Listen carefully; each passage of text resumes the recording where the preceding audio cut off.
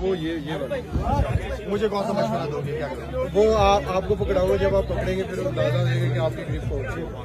और दूसरा ये वाला, ये तो बिल्कुल मेरे ख्याल में 2% यूज है और ये सिंपल है। चैंपियन की बताओ ना, जो वर्ल्ड चैंपियन की ये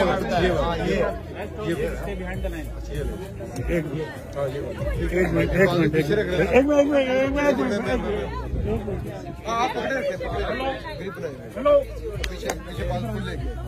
हेलो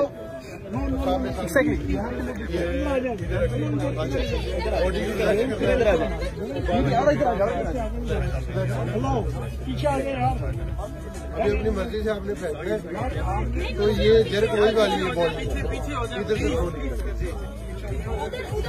ध्यान से ये कान करने लगे।